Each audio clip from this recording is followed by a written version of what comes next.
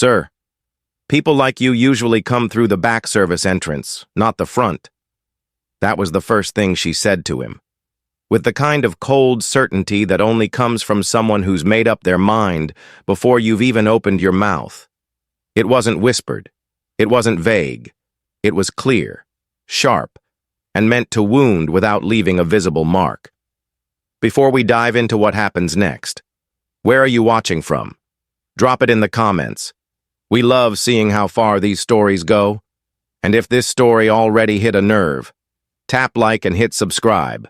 Now, let me take you to Charleston, South Carolina, early evening, just as the warm southern sky had begun to shift into that soft tangerine haze that only seems to appear when the day's heat starts to settle and the streetlights flicker awake one by one.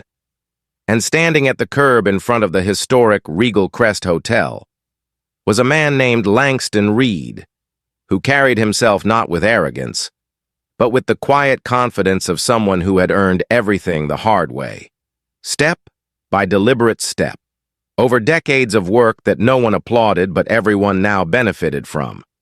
He wore tailored charcoal gray slacks, a white button-down shirt with the collar slightly open, and a navy topcoat that moved with him like it had known his pace for years.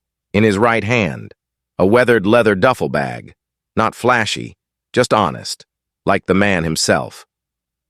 The Regal Crest, a five-star colonial-style hotel in one of Charleston's oldest districts, stood like a southern aristocrat, elegant, imposing, wrapped in tradition and draped in expectations, with its white columns reaching skyward and the grand iron doors polished to a mirror shine. Langston took a quiet breath before stepping through the revolving door, already knowing this wouldn't be just another site visit, already suspecting what he'd find after reading that anonymous email 2 weeks earlier. A message that simply read, "They don't treat us right here. Not everyone follows the values you built this brand on. Come and see for yourself."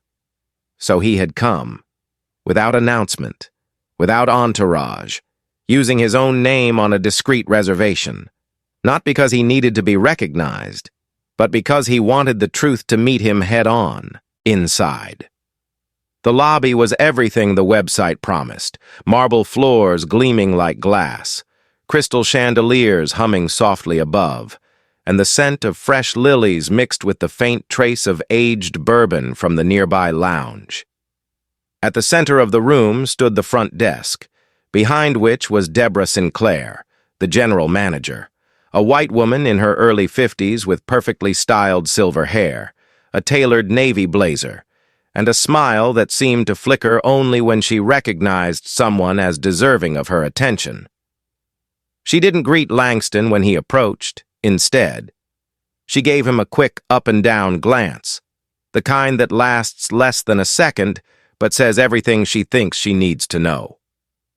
"Good evening," Langston said calmly, his voice low and steady. "I'm checking in. Reservation should be under Reed." "Langston Reed?"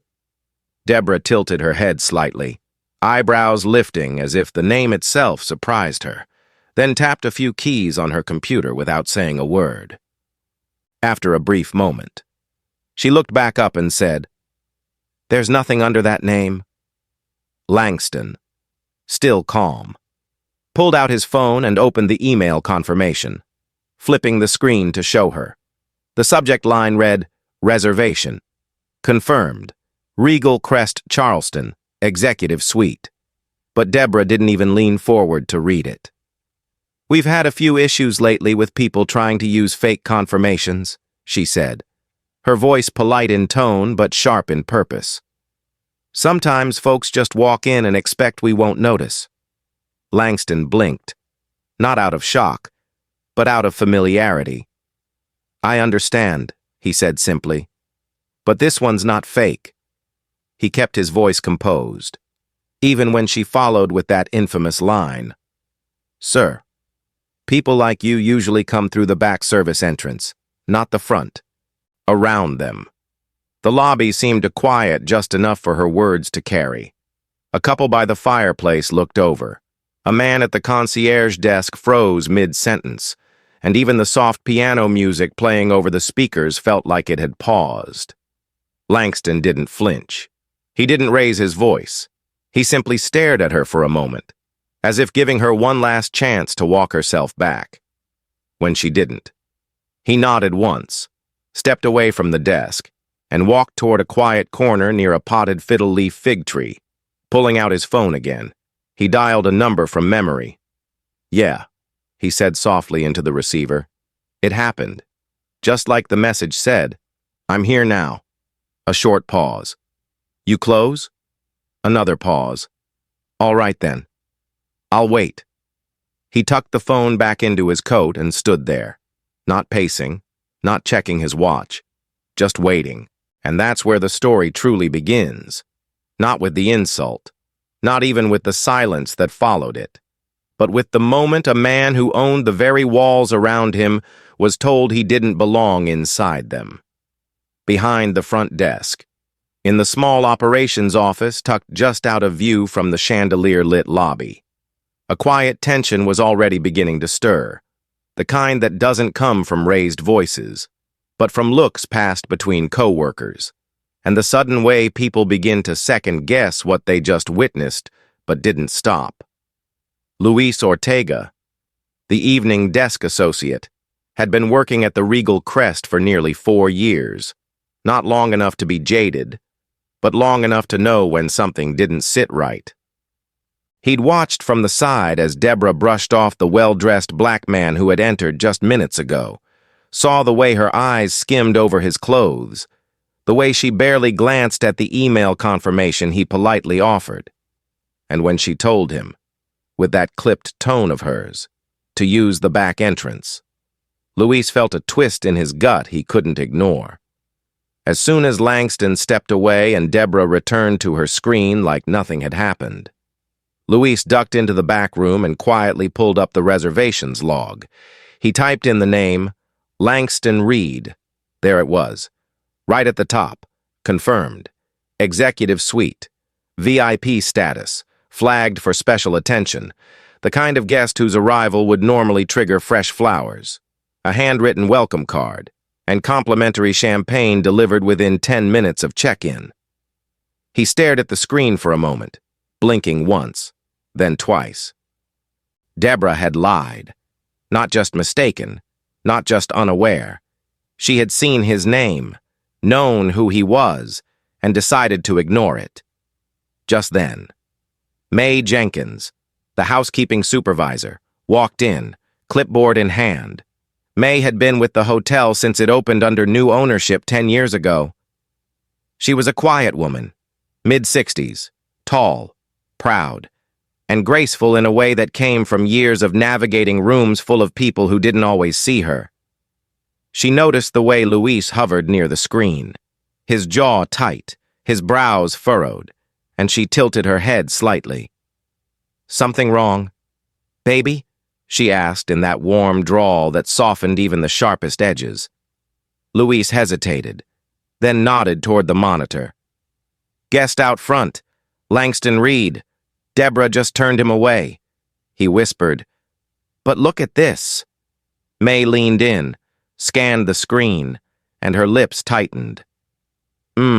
She muttered, the sound carrying the weight of recognition, not of the name, but of the pattern.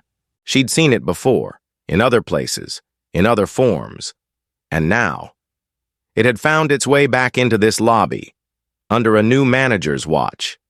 Meanwhile, in the hallway just outside the staff lounge, Hannah Keller, the hotel's newest intern, 23, fresh out of hospitality school, bright-eyed and still believing people meant well, overheard May's soft mutter and paused. Hannah had been at the front desk earlier, sorting luggage tags when the man in the navy coat arrived. She hadn't heard exactly what was said, but she saw enough: the cool dismissal, the uncomfortable stillness, and the way the man stood tall despite it all.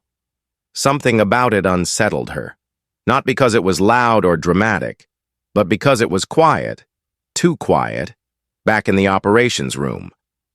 May glanced around, then gently closed the door behind her. She lowered her voice. You know who that man is? Luis shook his head. Not exactly, but something tells me he ain't just another guest. May folded her arms. I seen a few folks like him come through here. Smart, patient, the kind who watches first, then moves, and Deborah just embarrassed herself in front of the wrong one. Luis exhaled slowly. What do we do? May held his gaze. We do what's right. Son, whether or not anyone's watching, but deep down. Luis knew the hotel didn't always reward what was right. It rewarded what kept the surface polished. Still, he pulled out his phone and took a quick photo of the reservation screen, just in case someone decided to update the file later. Out in the hallway, Hannah tapped gently on the open door.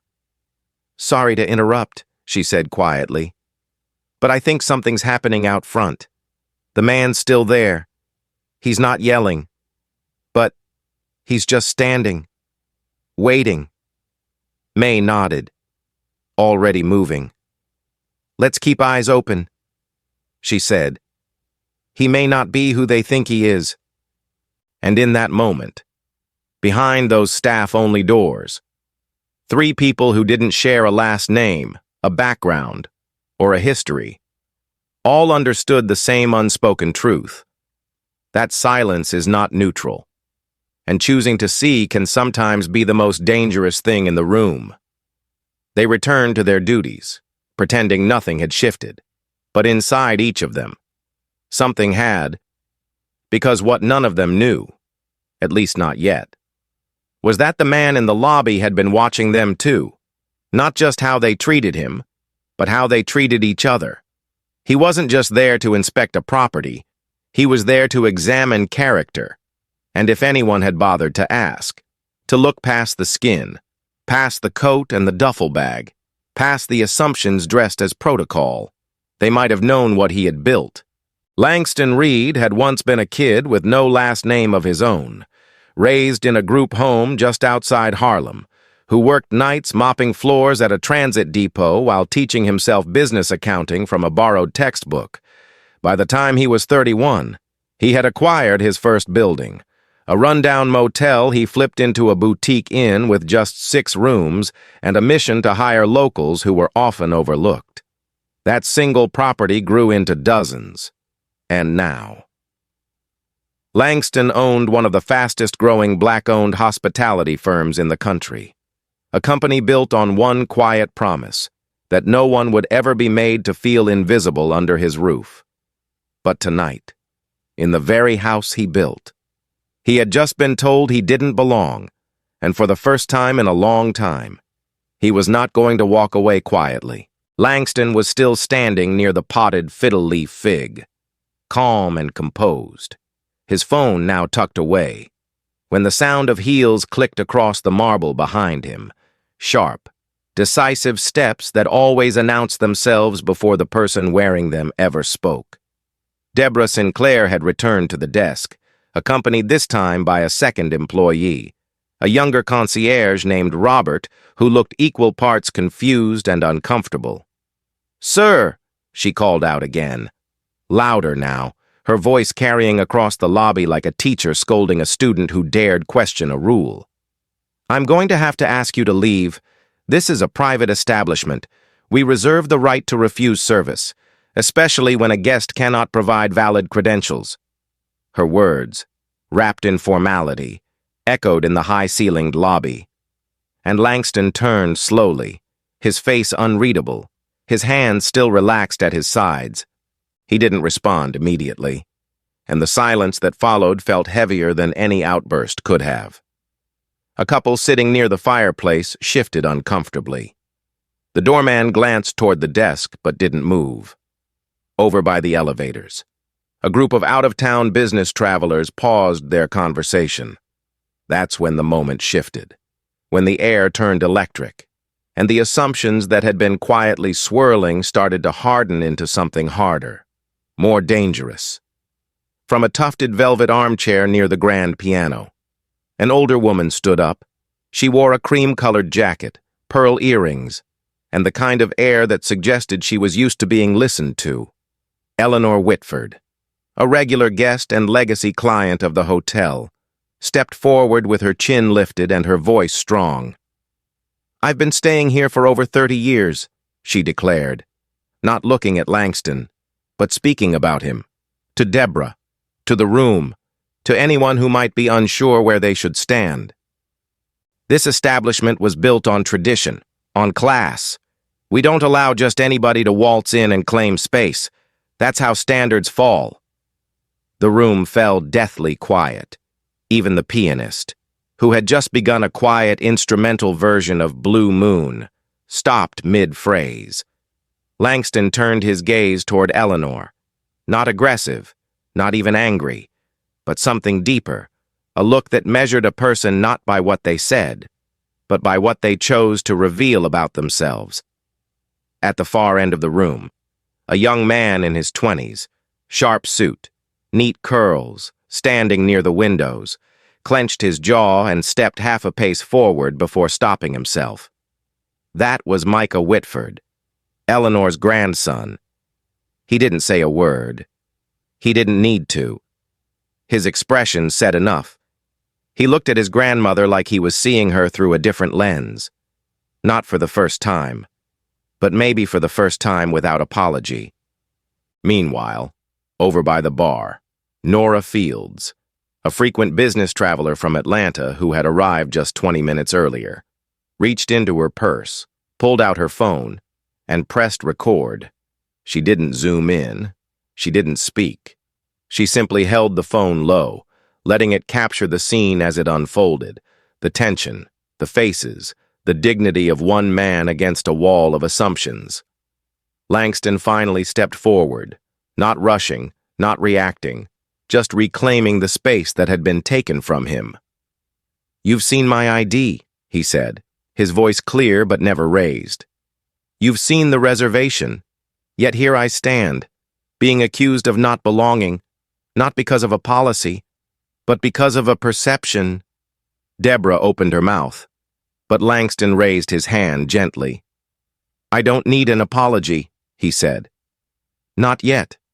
What I need is for everyone in this room to ask themselves one thing. If I had looked different, if I had walked in here wearing a different skin, would this conversation have happened at all?" No one answered. Not even Deborah. In fact, she turned her face away, eyes darting toward the office doors as if hoping for backup, for rescue, for an exit she hadn't earned. A guest coughed. Another adjusted his collar. Eleanor, unmoved, huffed and returned to her seat, muttering something about modern entitlement under her breath. While Micah simply stared at Langston with the quiet recognition of someone who had been taught one version of the world and was now watching it unravel in real time. Langston didn't linger. He stepped back again, returning to the exact spot he'd been in before, as if to say, "I'm not going anywhere." And in that stillness, a different kind of authority emerged. Not the kind that yells or threatens or points fingers, but the kind that speaks with presence, with patience, and with the power of knowing exactly who you are. The silence in the lobby stretched out like a held breath.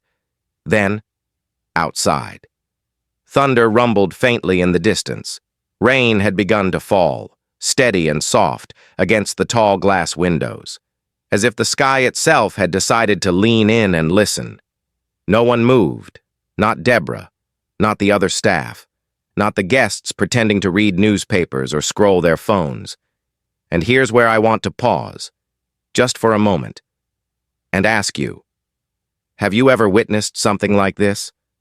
Not just a moment of disrespect, but a moment where someone was tested, not for what they said, but for how calmly they carried themselves through humiliation. If you have, or if you've been that person, share your story below. Because these stories matter. They don't just reveal what's broken. They show us who's watching, who speaks, and who stays silent. And as the rain tapped softly on the windows of the Regal Crest, The quiet strength of Langston Reed had already started to ripple outward.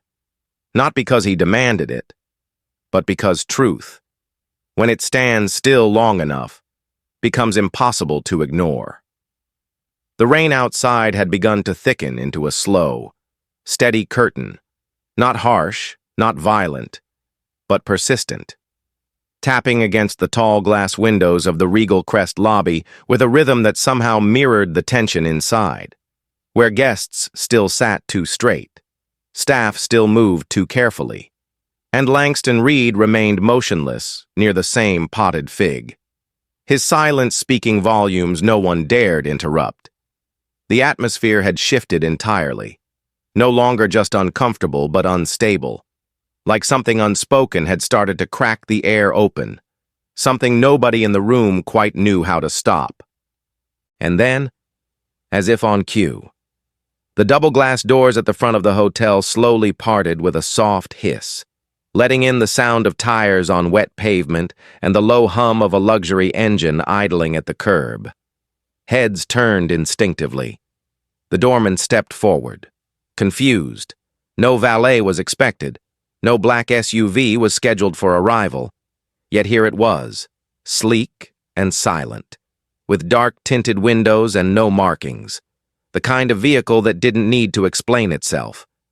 And then the rear door opened, slow and deliberate, and out stepped a tall man dressed in a charcoal gray three-piece suit, dark tie, silver cufflinks gleaming beneath the lobby lights. Clarence Bell did not rush. He didn't carry luggage. He didn't scan the room. He simply looked in one direction, toward Langston, and gave a slight nod. The kind of gesture exchanged between men who had been through fire together and knew they didn't need words to start the next chapter. He stepped fully into the lobby, his polished shoes clicking against the tile like a metronome set to authority, and as he passed the front desk, Deborah instinctively straightened her blazer and smoothed her skirt, sensing something was wrong but not yet knowing just how wrong. Luis, watching from the hallway, froze mid-step. Hannah, near the concierge desk, looked up from her tablet and immediately noticed the way Langston's posture shifted, not in intimidation, but in quiet acknowledgement. May, standing half-hidden in a service doorway, whispered under her breath, "Well now," as if watching a storm roll in from the ocean. Clarence walked right up to Langston, paused, and extended a hand, but instead of a shake, he placed his hand gently on Langston's shoulder, a touch of friendship, but also solidarity, and the two men exchanged the kind of glance that didn't need to be explained to anyone paying attention. "It's worse than we thought," Langston said quietly, his voice calm but edged with gravity. Clarence gave one slow nod. "Then let's handle it," he replied, then turned toward the front desk without waiting for permission. Deborah blinked. "Can I help you, sir?" she asked, already unsure of the words as they left her mouth. Clarence didn't raise his voice, didn't flash credentials, didn't even say his name. He simply looked at her with eyes sharpened by years of boardrooms, negotiations, and rooms that didn't expect to be interrupted. "I need you to gather your full management team," he said simply. "Now." Deborah hesitated. "I'm not sure I understand." "You will," Clarence replied, his tone still calm. "And I'd advise you not to delay."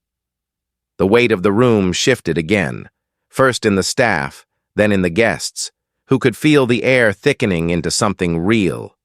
Robert, the young concierge, took a half-step back. Luis glanced at May, who gave a near imperceptible nod, as if to say, "This is it." Hannah swallowed hard, unsure whether she was witnessing a scandal or a reckoning, but feeling deep in her gut that this wasn't something she'd forget. Over near the fireplace, Eleanor peered over the top of her newspaper and narrowed her eyes, unable to place Clarence but instantly recognizing the kind of power that didn't wear a name tag. Micah watched silently from across the room, the tension in his jaw now mixed with something else. Curiosity, maybe even hope. Nora, still holding her phone low, kept recording, and through it all, Langston never moved. He didn't need to. His presence, his restraint, his silence, it all spoke louder than anything he could have said. Clarence turned back toward his friend. "You sure you want to do this here?" he asked, not mocking, just checking. Langston nodded once. "Yes," he said. "Here is exactly where it needs to happen." And in that moment, with the rain tapping against the glass, with guests holding their breath, with every employee now sensing the ground shifting beneath their feet, the story began to turn. No one had shouted. No threats had been made. But the dynamic had flipped, clean and quiet, like a chessboard turned over in the middle of the game. Deborah, for the first time in years, felt unsure of her footing and what she didn't yet realize, what no one outside the boardroom walls of Regal Crest's corporate offices knew, was that Clarence Bell was not just a man in a suit, and Langston Reed was not just a guest with a grievance.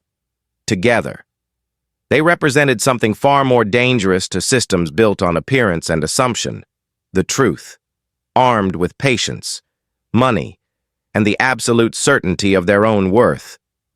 The lobby remained still, guests unsure whether to stay or leave, staff frozen between policy and instinct. Langston took a quiet step forward, his voice as even as ever. "Let's bring them in," he said. "It's time we have a conversation, not behind closed doors, but right here, where it started." And without another word, Deborah picked up the phone, her hand trembling slightly, dialing the internal line that would summon the rest of the leadership team. Unaware that the moment they entered that room, nothing about this hotel would ever be the same. The air in the conference lounge had thickened, not from heat, but from the quiet realization that something irreversible was about to happen. And no one, not Deborah, not the other department heads now seated around the polished oak table, could quite name it yet, though they all felt it in the weight of Langston Reed's silence as he stood at the head of the room, not demanding attention, but commanding it by his very presence. The door clicked shut behind them, the softest sound in the room, but it might as well have been a gavel. Clarence Bell stood to one side, his arms loosely folded, his eyes fixed on the staff like a man watching a lesson unfold, not because he enjoyed it, but because it was necessary. Deborah cleared her throat and tried to regain footing, gesturing stiffly to the remaining department heads, food and beverage, operations, housekeeping, most of whom looked between one another, confused, their eyes darting from Clarence to Langston as if waiting for someone to explain what they were doing here, and why no one had spoken yet. But then Langston took one small step forward, calm, steady, the room stilling even more as he rested his hands gently on the back of a leather chair and spoke. Not with fury, not with bitterness, but with a deep, clear steadiness that could only come from a man who'd had to hold his dignity in the face of disrespect too many times to count.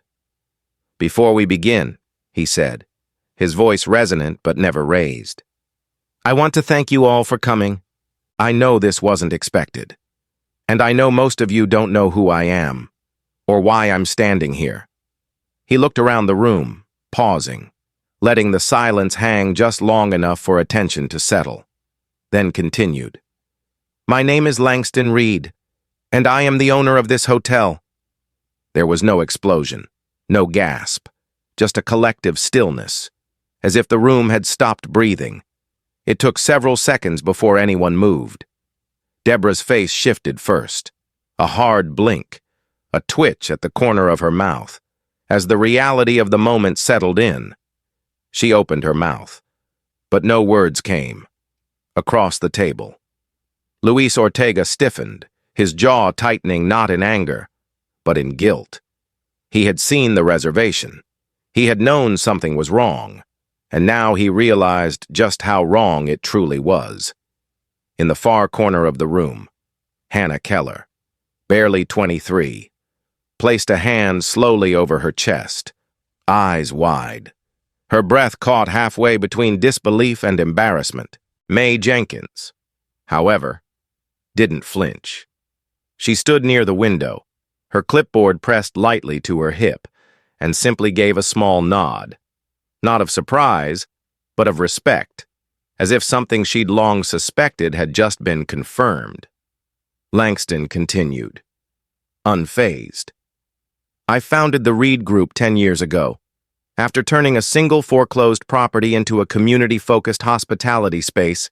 Today, we manage 24 boutique hotels across the country, including this one. And I came here today unannounced because I received a message from a former guest about how some people were treated when they walked through these doors. His voice never cracked, never faltered, but the weight behind it pressed into the room like gravity. And I needed to see it with my own eyes. From the hallway, just outside the open conference room door, Nora Fields stood quietly, her phone no longer recording, her arm by her side, her expression solemn. She didn't need to film anymore. The truth was already doing its work. Across the lobby, Eleanor Whitford, still seated in the velvet armchair she'd all but claimed as her own over the years, was now staring down at the hotel brochure in her lap, her fingers no longer adjusting her pearls, her gaze fixed but unfocused. Her grandson Micah, who had stepped inside the room moments before, leaned against the doorway now, arms crossed, not smug, not satisfied, just watching, quietly proud of the man who had somehow absorbed humiliation and returned it with grace. Langston didn't call names. He didn't belittle. He simply told the truth. A truth that stung not because it was cruel, but because it was clear. Every guest, he said, scanning the faces of the people he paid to carry out his vision, deserves to be treated with dignity, not because of what they wear, not because of what they look like, not because of what they're worth, but because they're human. Deborah finally found her voice, weak and breaking. Mr. Reed, I didn't know. But Langston raised a hand gently, stopping her without needing to press. That's the problem, he said. You didn't care to. The room fell still again, not out of fear, but out of reflection. Because in that moment, every person sitting at that table knew this wasn't just about one mistake. It was about a culture, a habit, a reflex they'd allowed to grow unchecked under a facade of professionalism. Clarence finally stepped forward, his tone as quiet as Langston's but edged with finality. There will be changes, he said. Starting today, we don't fire people without review, but we don't tolerate this kind of negligence either. And this wasn't just a lapse in service.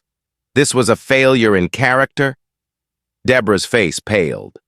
One of the other managers swallowed hard.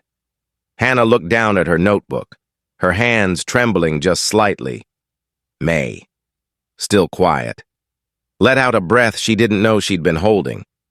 Luis closed his eyes, just for a second, and nodded. Langston turned one last time to the group. This isn't about punishment, he said. It's about accountability. And it's about making sure no one ever walks through these doors again and gets asked to use the service entrance simply because of who they are. Then, with a quiet calm, he stepped back, nodded to Clarence, and walked out of the room. Not because he was done, but because the real work was just about to begin.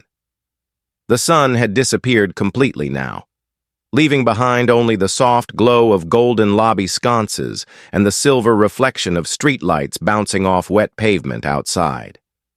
And inside, within those historic walls of the Regal Crest Hotel, a different kind of light was beginning to emerge, not from chandeliers or polished floors, but from clarity, from consequence, from the unmistakable gravity of truth spoken out loud and no longer able to be ignored. Langston Reed didn't return to the conference room after his quiet exit. Instead, he stood in the main lobby, the very space where he had been judged just hours earlier, facing the staff and guests with the same calm presence he carried when he first stepped through the door. He wasn't there to shout. He wasn't there to punish out of anger. He was there to correct, to reset, to make visible what had for too long gone unseen. One by one, the department heads were called back into the lobby. Clarence Bell remained beside Langston, clipboard in hand, speaking only when necessary, a witness, a partner, but never the mouthpiece. Langston looked first to Deborah Sinclair, whose face had lost its color but not its pride, her arms stiff at her sides, her jaw slightly clenched, as though still searching for a way to justify what had just been so plainly revealed. "You've managed this hotel for 4 years," Langston began, "and I'm sure there are things you've done well, but tonight, you showed me something I can't unsee, that your instincts are shaped by bias, and that your authority has been used to divide, not to lead." Deborah tried to speak, a trembling syllable barely escaping her lips, but Langston gently raised a hand. "You had a choice," he said. "When I arrived, a choice to pause and ask questions, a choice to check the system, a choice to treat me with basic human courtesy. You made another choice, and because of that, your employment with Regal Crest ends tonight." There was no gasp, no applause, just silence, and the distant sound of rain continuing to fall outside. Deborah didn't cry. She didn't shout. She simply stood there for a moment, blinking slowly, as if trying to wake from a dream that had turned hard and undeniable. Then, without another word, she turned and walked toward the staff exit, heels echoing down the side corridor until the sound faded completely. Langston turned next to Luis Ortega, who had been standing off to the side, head slightly bowed, hands folded in front of him. "Luis," he said, and the young man looked up quickly, shame and worry heavy in his expression. "You saw what happened. You knew it wasn't right. And though you didn't speak up in the moment, you checked, you documented, and more importantly, you didn't cover for anyone."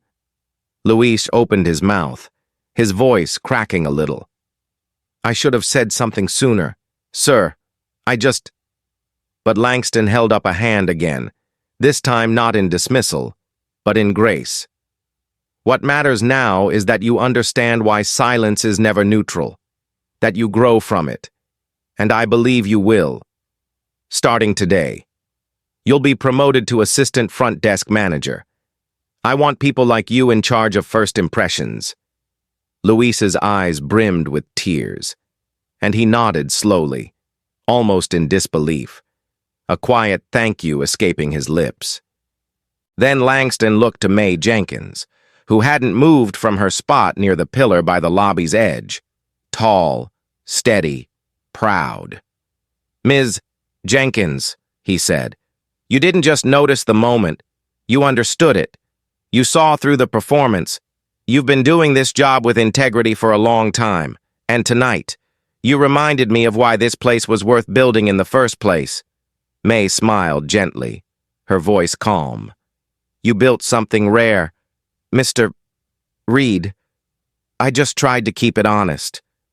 Langston nodded once. "Starting tomorrow, you'll oversee regional training for new housekeeping supervisors across our southeast locations. We need your eye, your heart, and your memory." May lowered her head slightly, not in submission, but in respect. A silent bond shared between people who had walked similar roads and arrived with dignity still intact. Hannah Keller, the youngest in the room, stood nervously near the desk, clutching her notebook to her chest like a shield. She'd said nothing all night, but her eyes had watched everything, her face full of questions she hadn't yet dared to voice. Langston approached her slowly, but kindly. "You've got a lot to learn," he said, not unkindly. "But I saw how you looked when it happened. You knew something was wrong. You didn't understand it yet, but you felt it. That's where growth begins." Hannah nodded quickly, eyes wide. "I wanted to help. I didn't know if it was my place." Langston smiled gently. "Let me be clear. Decency is always your place. Starting next quarter, you'll be enrolled in our corporate mentorship program. I'll pair you with someone who can teach you how to lead from the inside out." Her shoulders sagged a little, the kind of relief that only comes after carrying silent guilt for too long. And one by one, Langston met each gaze, some filled with remorse, some with renewed purpose, not to shame them, but to remind them that choices have weight, and that every moment in uniform carries a responsibility not just to serve, but to see. Across the lobby, guests watched quietly, some standing now, others peering over the tops of newspapers or screens, as if realizing for the first time that the story they had entered was not about a booking gone wrong, but a truth long overdue. Near the fireplace, Eleanor Whitford, who had earlier dismissed Langston with the kind of arrogance inherited over generations, stood slowly, her posture softer now. She didn't approach, didn't speak, but she placed her hotel keycard on the table beside her and walked out into the night without a word, her grandson Micah following behind, a quiet kind of pride in his step. And as the clock above the mantel chimed softly, Langston looked around the room one last time and said, not with finality, but with quiet hope, "What happened tonight won't be buried. It'll be built on, and from here forward, every guest who walks through these doors, no matter where they're from, what they look like, or how they speak, will be met with the same thing: dignity." It wasn't a speech. It was a promise. And this time, everyone was listening. 1 month later, beneath a late morning sky stretched wide over Charleston's historic district, the rooftop terrace of the Regal Crest Hotel had been transformed into something more than just a view. It had become a symbol. Rows of chairs lined the wooden deck, facing a small podium framed by tall ferns and white linens fluttering in the breeze. A modest crowd had gathered, staff in fresh uniforms, community leaders in pressed suits, members of the press with quiet cameras, and standing in the front row was Langston Reed, not dressed in a coat and tie this time, but in a crisp, open-collar shirt and dark slacks, sleeves rolled up just enough to remind everyone that while some men lead from the front, others lead from the foundation. To his right stood Clarence Bell, hands clasped loosely in front of him, watching the guests arrive with the calm presence of a man who had seen this moment built brick by brick, not overnight, but over years of grit, restraint, and hard-earned grace. The new general manager, promoted internally from another branch, stood at the side quietly observing, while May Jenkins, now bearing a regional title, moved through the staff like a quiet shepherd, adjusting a tie here, offering a nod there. Luis Ortega, now in a tailored vest with a nameplate that read, "Assistant Manager," stood taller than anyone had ever seen him stand, greeting press and guests with a soft confidence that hadn't existed a month before. And Hannah Keller, just weeks into her mentorship program, was holding a clipboard and coordinating check-ins with calm determination, no longer wide-eyed, but steady, thoughtful, and awake.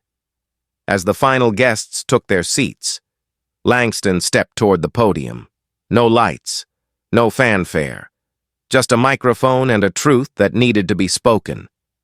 The wind caught his words gently as he began. "Exactly 31 days ago," he said, "I stood in the lobby of this hotel, not as a billionaire, not as an owner, not even as a guest, but as a man who was told, politely and with great confidence, that he didn't belong." A quiet murmur moved through the audience, some nodding, some shifting in their seats. I was reminded that even in the buildings we build ourselves, he continued, we can still be made to feel like outsiders, not because of who we are, but because of who people assume we're not. He paused then, letting the weight of that truth settle. But we're not here today to relive that, he added, his voice softening. We're here because something good can come out of it, not in spite of the pain, but because we're willing to face it. He turned slightly toward the staff and then back to the guests. I'm proud to announce the launch of the Reed Standard, a company-wide initiative that will apply not only to this hotel, but to every property under the Reed Group name moving forward. A light breeze passed over the rooftop as he continued. It includes mandatory training in unconscious bias, accountability protocols for guest treatment, a new review system for internal hiring, and a staff-led council focused on culture, inclusion, and continuous learning. But more than that, it's a promise that no one who works for us will ever mistake appearance for character again, that no guest will ever be turned away because someone couldn't see past their own reflection. Applause followed, not loud, but sincere. Langston's expression didn't change. He wasn't performing. He was planting something. This isn't a marketing campaign, he went on. It's not a photo op. It's a compass. And if we follow it, we won't just change policies. We'll change people. From the back row, Nora Fields, the guest who had recorded the original moment, stood quietly beside her camera crew, arms crossed, eyes filled with something deeper than journalistic curiosity, conviction. She hadn't shared the clip right away. She'd waited, and when she finally did, after Langston asked her to, it had gone viral within 48 hours, drawing nearly 12 million views and sparking national coverage about bias in luxury spaces. But today, she wasn't here as a reporter. She was here as a witness.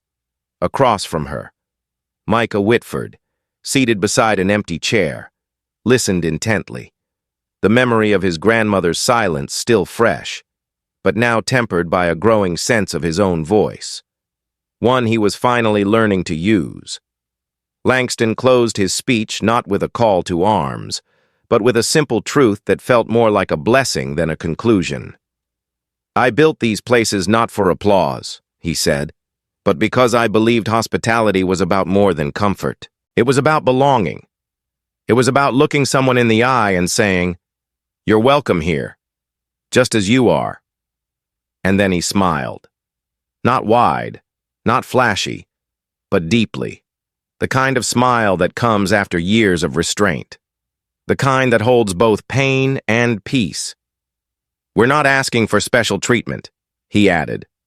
We're just asking people to look again and see the whole person. The audience rose to their feet, not out of obligation, but because something in them had risen first, something unspoken, something overdue.